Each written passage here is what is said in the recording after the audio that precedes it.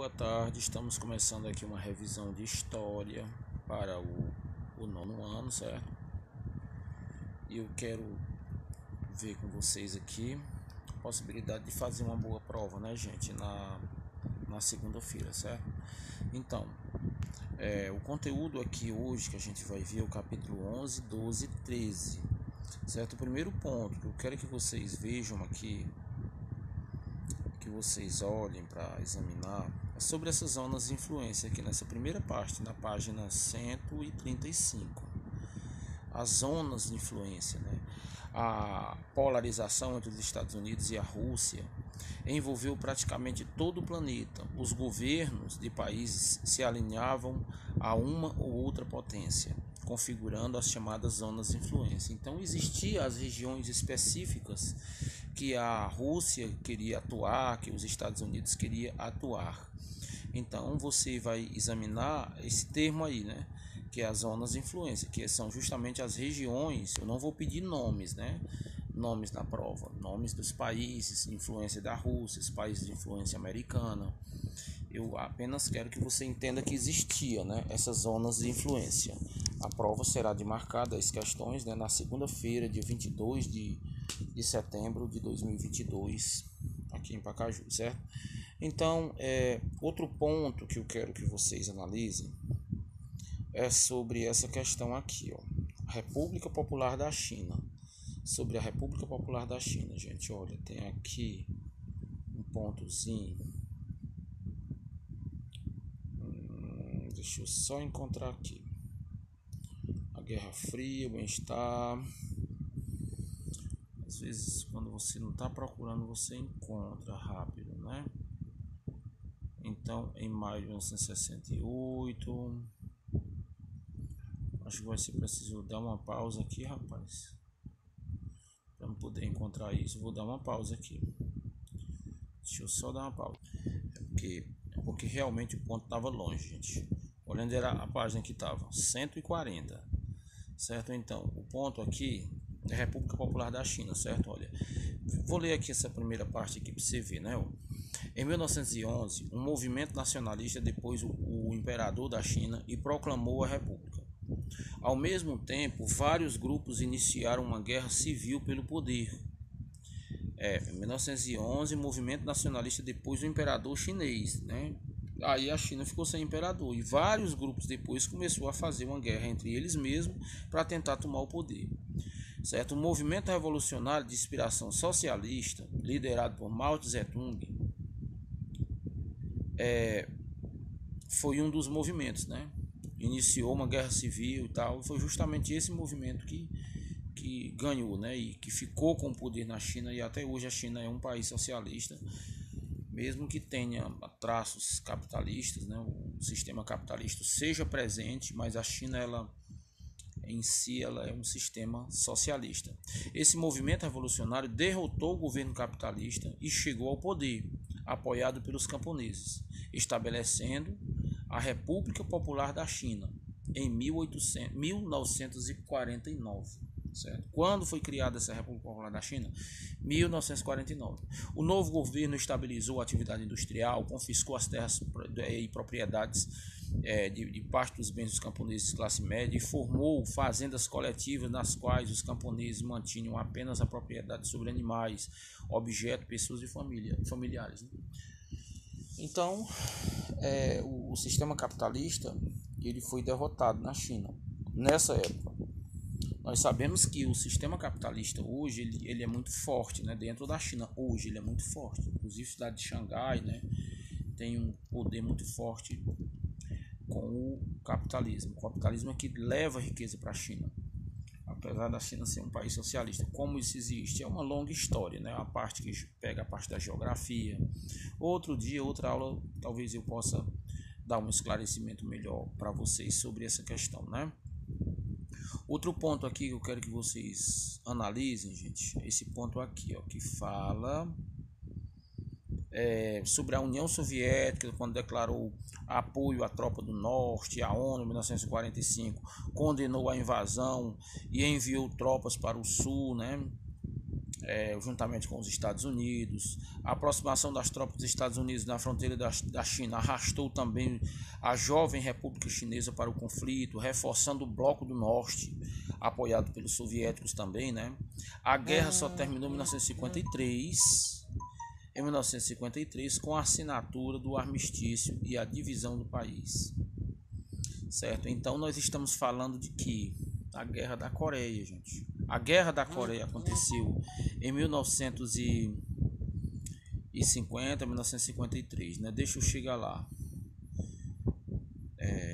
Guerra do Vietnã, eu estou falando da Guerra da Coreia, tá aqui, ó, a Guerra da Coreia, certo? Então você vai analisar isso na página 141, a Guerra da Coreia, certo? Olha, aqui a União Soviética declarou apoio às tropas do Norte, a ONU, criada em 1945, condenou a invasão e enviou as tropas para a região, formadas principalmente por soldados norte-americanos. Eu estou lendo aqui certinho o texto, ó. A aproximação das tropas dos Estados Unidos na fronteira com a China arrastou parte dos jovens parte da jovem república criada na China, né, República Popular Chinesa, para a guerra. E a guerra terminou com a divisão das duas Coreias, Coreia do Norte e Coreia do Sul, tem aqui embaixo, né, em 1953. Nós estamos falando agora também na parte que fala da crise dos mísseis, né? Que isso aqui eu não vou falar sobre a guerra do Vietnã, que foi a guerra também dentro da Guerra Fria. Foi um momento de tensão entre os Estados Unidos e a Rússia, mas que propriamente a guerra aconteceu dentro do Vietnã, mas teve o auxílio americano, teve o auxílio russo, certo? Que essa guerra vai se estender por muito tempo, mais de uma década de guerra, e o mundo inteiro vai ficar pedindo paz, né? Paz na região, e os Estados Unidos vai ter que se submeter a se retirar da região, dando a entender que ele perdeu a guerra, né? Mas os Estados Unidos se retirou para não matar tantos soldados, porque já tinha morrido muitos soldados americanos. Então nós temos aqui, ó, a crise dos mísseis. Professor, e o que foi a crise dos mísseis? Está aqui, ó. O governo dos Estados Unidos, só para você ter uma ideia aqui, ó, antes como é que era Cuba lá, ó. Desde 1898, quando a Cuba se tornou independente da Espanha, até 1959, quando era governada pelo ditador Fulgêncio Batista, um governo cubano, sempre aliado aos Estados Unidos, a economia do país era baseada na agroindústria da açúcar, essa coisa era totalmente dependente das importações idas para os Estados Unidos. Quando foi em 1959, teve um movimento que Che Guevara e esse tal de Fidel Castro fizeram um movimento socialista lá e deram o golpe, expulsaram o Fulgêncio Batista, né, e fundaram um sistema socialista lá, e Cuba se desligou totalmente dos Estados Unidos, e os Estados Unidos implantou um embargo econômico contra a Cuba, que só terminou agora, em 1914, né? Barack Obama, se eu não me engano, foi Barack Obama que tirou, né? Claro, né? Barack Obama era o governo na época. Barack Obama, isso mesmo, Barack Obama. Trump foi até ano atrasado, né? Isso mesmo, Barack Obama. Isso. Então, Cuba se tornou socialista. Teve um momento em que a tensão foi muito grande entre os Estados Unidos e a Cuba, né? Que teve a história dos mísseis, que os Estados Unidos deixavam lá armados os mísseis rumo a Cuba, né? Cuba também deixava os mísseis armados rumo aos Estados Unidos, que esse momento, né, ficou conhecido como crise dos mísseis, né? Crise dos mísseis aqui, ó, a crise dos mísseis. O evento conhecido. O governo norte-americano reagiu decretando bloqueio naval a Cuba, exigindo a retirada imediata dos mísseis do país, né? O evento conhecido como crise dos mísseis criou um clima de tensão internacional. A história dos mísseis aí, os Estados Unidos também tinha armas apontadas para o rumo de Cuba também. Cuba, armas apontadas para o rumo dos Estados Unidos. Importante a gente saber disso. Outro ponto aqui que a gente tem que saber é a questão da libertação da Palestina, não, do sionismo. Nós vamos já para o outro capítulo que fala da questão judaica, né? O que foi o sionismo, cara? A Palestina, gente, ela foi criada onde o local, a Palestina foi o local onde se desenvolveu os judeus, né? Se estabeleceram desde a antiguidade. No século I a.C., Ao ser conquistada por Roma, a Palestina recebeu o nome de Judéia. Os judeus organizaram uma grande revolta contra o domínio romano, que foi reprimida, totalmente reprimida. O governo romano era muito poderoso. Depois disso, a maior parte dos judeus ficou refugiada em vários territórios do mundo, né, daquela região ali da Europa e tal, mantendo, porém, sua identidade cultural, sempre preservando. Nos séculos seguintes, muitos se fixaram na Europa Oriental, Europa Central, mas as perseguições contra eles eram constantes. Foi ali que nasceu a ideia, no final do século XIX, um movimento político chamado como sionismo, né, que era da palavra Sion, uma colina situada em Jerusalém, que defendia a reunião dos judeus de todo o mundo em um Estado judaico soberano, reconhecido pela ONU, reconhecido pelo mundo inteiro, pelos países do mundo inteiro, que ele pudesse comercializar com o mundo, que o judeu pudesse ter a sua identidade enraizada em um território fixado, morando, explorando, colonizando aquele local dele próprio, né?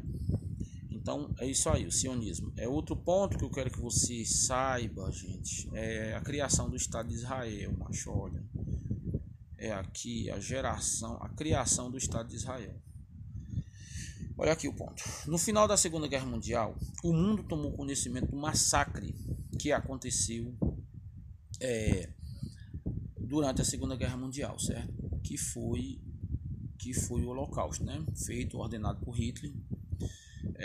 Além disso, a população judaica que havia sobrevivido ao Holocausto, em geral, sem recursos, pobres, desempregados, pessoas que não tinham nenhuma condição, era visto como um cargo muito pesado pelos países europeus. Os países europeus olhavam para ali, rapaz, isso aí eu não vou resolver esse problema. Então, quem tomou essa responsabilidade mais na frente foi a ONU, juntamente com os Estados Unidos, né? Quando foi em 1948, foi criado, né, pela ONU dos Estados Unidos o Estado de Israel. Então esses israelitas, esses judeus, né, que estavam espalhados no mundo inteiro, começaram a ir para voltar para sua terra, de onde eles diziam ter vindo, né, que é descendência de Abraão e tal e tal. Quando eles voltaram, os palestinos já estavam morando lá, porque desde o século VI depois de Cristo, Maomé tinha aparecido, né, um profeta árabe da religião muçulmana, fundou uma nova religião chamada islamismo, né, que é Islã, né, que significa Deus, Alá, uma coisa assim. Eles já estavam lá. O templo de Salomão, que tinha sido construído, que foi derrubado pelos babilônios, foi também derrubado pelos judeus, pelos romanos. Eles estavam só o terreno lá, eles fizeram um templo para eles, né? Os muçulmanos, né? Também descendentes de Abraão. Fizeram um templo para eles lá e ficaram lá. Quando os judeus chegaram, em 1948, já estava muito palestino lá há mais de 1000 anos. E os judeus começaram a reclamar pelo direito de posse, né, do terreno, né, da terra, da cidade santa, Jerusalém, que também estava sendo habitada por palestinos, né? Então isso é mais ou menos a origem da tensão deles lá. Outro ponto que eu quero que você saiba já é a parte lá do outro capítulo, gente. É o terceiro capítulo. No caso é o capítulo, vamos lá, a independência dos países africanos. Já é a parte que fala do pan-africanismo, é isso? Anti-escravismo, anti-europeísmo, pan-africanismo. Do pan-africanismo, olha aqui o que é pan-africanismo. Cadê, Senhor dos céus e da terra? O pan-africanismo foi um movimento. Olha aqui o que é pan-africanismo, macho. O pan-africanismo foi o primeiro a assumir esse papel. Que papel? O papel de meter o rei mesmo e procurar a independência dos países africanos. Professor, você já mudou totalmente de assunto. O que é que você está falando mesmo? Gente, a África foi um continente composto por vários países explorados durante séculos e séculos pelos países europeus, principalmente na época da colonização, das grandes navegações, como também no período, uns 100 anos, 200 anos depois desse tempo aí, o novo período de colonização, o novo sistema de colonização, que a gente chama de neocolonialismo ou imperialismo, né? Neoimperialismo, uma coisa assim. Que era a exploração do trabalho, a exploração do mercado consumidor, a exploração dos recursos naturais, certo? Que a Espanha, que a Holanda, que a Bélgica, a Itália, a França, a Inglaterra, a Espanha, esses países se propuseram a fazer. Chegar na África, dominar, mandar e por muito tempo ficar lá sendo o bichão, como diz o ditado, né? Os bichões, né? E eles ficaram, e aos poucos, durante a Guerra Fria, depois da Segunda Guerra Mundial, eles começaram aos poucos promover a libertação desse povo, né? Deixar esse povo se libertar. Primeiro, porque eles não davam conta de resolver o problema de conter as guerras. Segundo, porque a própria filosofia que eles tinham de liberdade dentro da Europa também tinha que ampliar a liberdade para os países que eles dominavam. Então não adiantava defender uma coisa na Europa, enquanto na África defendia outra. Defendia a liberdade na Europa e defendia a prisão, a exploração do trabalho, a humilhação feita contra o negro na África, né? Então foi esse o motivo.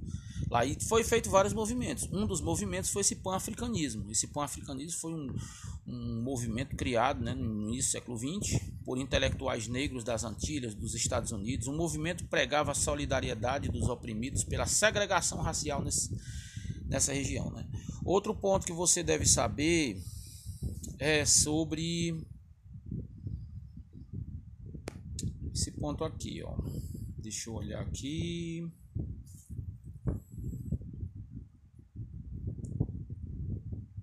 É preciso dar aqui a pausa de novo. Eu vou dar logo a pausa antes de... Tá aqui, ó. A independência da Angola. Na Angola, a luta pela independência foi travada por três grupos: o Movimento Popular pela Libertação da Angola, a Frente Nacional de Libertação da Angola, a União Nacional pela Independência Total da Angola.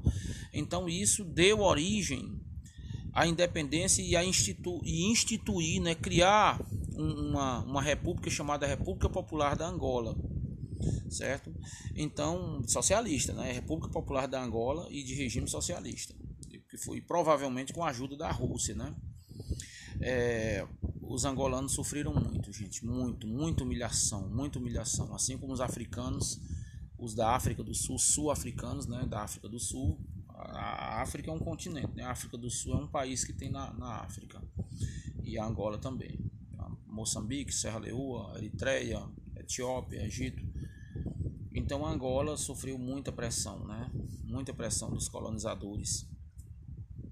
Então nós temos aqui a diáspora africana, a diáspora negra. O que foi a diáspora negra, gente? A diáspora negra foi o momento em que os negros começaram a ser vendidos pelo mundo inteiro para ser escravo no Brasil, ser escravo nos Estados Unidos, ser escravo na Europa, ser humilhado, ser explorado de todas as formas, expulsos, arrancados de sua terra natal, de sua terra onde existiam seus familiares, a sua cultura.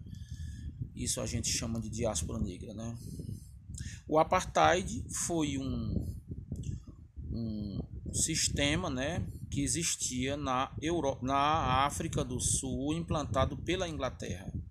Negro não tinha direito, branco tinha direito. 80% da população sul-africana era negra e 20% era americana e 20% era inglesa. E os ingleses eram quem mandavam lá. Os brancos ingleses eram os que mandavam nessa região.